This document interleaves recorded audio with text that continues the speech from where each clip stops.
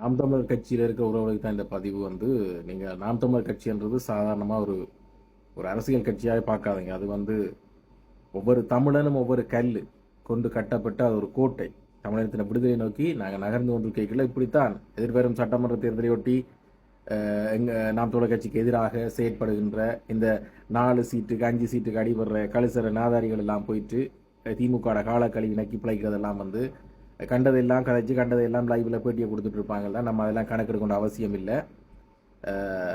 ஒட்டுமொத்த தமிழர்களை மிதித்து கொண்டு தாங்கள் தமிழ் தேசியவாதிகளாகவும் சாதி வெறியற்றவர்கள் என்று சொல்லிக்கொண்டு அவரோட தொண்டர்கள்லேருந்து அடிப்படையில் இருக்க அடியில் இருக்கிற அவ்வளோ வெறும் சாதியை தான் கக்கி கொண்டிருக்கிறாங்க இன்றைக்கும்.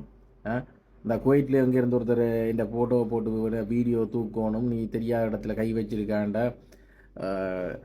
அது மனுஷனுக்கு இருக்க இயல்பு என்னென்னு சொன்னால், இப்போ ஒவ்வொருத்தனும் இப்போ எனக்கு பக்கத்தில் இருக்கவனும் தான் பெரிய வீரன், தாங்கள் மட்டும்தான் சண்டியர்கள், அவங்களுக்கு மட்டும்தான் கை ஓங்கும்னு சொல்லி கொண்டு யோசிச்சுட்டு இருப்பாங்க. அது அவனுக்கு இருக்க இயல்பு, அதை கடவுளாக கொடுத்தது.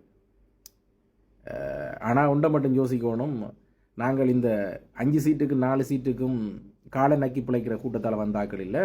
நாங்கள் சின்ன வயசுலேருந்து குண்டு சத்தம் கேட்டு எழுப்பினாக்கள் இத்திரையால். அதே வேளை அவர வழி வந்த பிள்ளைகள் என்றதையும் வந்து இந்த மிரட்டல் விட முதல் ஞாபகம் வச்சிருக்கணும். அதே மாதிரி தான் கார்த்திகை கூட இந்த கொலை மிரட்டல்கள் எல்லாம் போய் கொண்டிருந்தது. எல்லாம் அவதானித்து கொண்டு தான் இருக்கிறோம். அரசியல் என்று சொன்னால் முதல்ல என்னென்று உணருங்கடா. அரசியல்ன்றது வந்து மக்களுக்கானது, மக்களுக்கான பாதை, ஒரு இனத்தை சார்ந்தது, அந்த இனத்துக்கான பாதை. நாங்கள் தமிழ்நாட்டில் இருந்து கொண்டு தமிழனோட நிற்கணும்ன்றது. இன்றைக்கு அண்ணன் சீமான் சத்தம் போடலை என்று சொல்கிற காரணம், நீங்களும் கூட வேலை சொல்லுங்கள் என்ன காரணம் என்று சொன்னால், இன்றைக்கு உங்களை அண்ணன் தம்பி அணைச்சி கொண்டிருக்கிறேன்.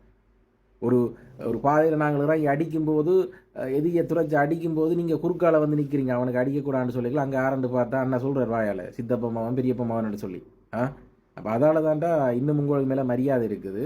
ஆனால் அது அண்ணனால் மட்டும்தான் முடியும் உங்களுக்கு மரியாதை இருக்குது. அண்ணனுக்கு இருக்கிற எங்களால் கடைசி வரைக்கும் தர முடியாது. அதை மட்டும் நீங்கள் ஞாபகம் வச்சுக்கொள்ளணும். மற்றது வந்து தமிழ் தேசிய மன்ற பாதையை நோக்கி நாங்கள் நகரைக்குள்ள அண்ணனுக்கு கொடுக்கப்பட்ட கடமைப்பாட்டை அவர் கொண்டே சேர்க்கணும்ன்றதில் உறுதியாக இருப்பதால் அண்ணன்கிட்ட இருந்து வர்ற சில அன்புகள் வந்து வித்தியாசமாக இருக்குது. ஸோ இதை வந்து நீங்கள் தவறுதலாக நினைச்சு கொண்டு நாம் தமிழர் கட்சியில் இருக்க உறவுகள் உடைய மாட்டீங்க, எனக்கு நம்பிக்கை இருக்குது. கடைசி வரைக்கும் நீங்கள் அதெல்லாம் பெருசாக எடுக்க போகிறது இல்லை. நாங்கள் பிரிஞ்சு போனால் கூட நீங்கள் கடைசி வரைக்கும் போகிற ஆக்கள் இல்லை. ஆனால் இருந்தும் இன்றைய அரசியல் சூழ்நிலையில் உங்களோட மூளையை செலவு செய்கிற அளவுக்கெல்லாம் முயற்சிக்கிற அளவுக்கான வேலைப்பாடுகள்லாம் நடந்து கொண்டிருக்குது. மிக அவதானம். என்றைக்குமே இந்த ஒவ்வொரு தமிழன் ஒவ்வொரு கல்லாக வச்சு கட்டப்படுற இந்த கோட்டை வந்து இலக்கை நோக்கி நகர்ந்து கொண்டு தான் இருக்கணும். வெல்றோம் தோக்குறோம்னு சொல்லி எவன் என்ன சொன்னாலும் பரவாயில்ல, நாங்கள் மக்களுக்கான அரசியல் செய்கிறோம்ன்றதை மட்டும் நீங்கள் ஞாபகம் வச்சிருக்கணும். தமிழ் தேசியம்தான் எங்களோட இலக்கு, இனத்தின் விடுதலை. இலக்கு ஒன்று இனத்தின் விடுதலை என்றதை ஞாபகம் வச்சு பயணி.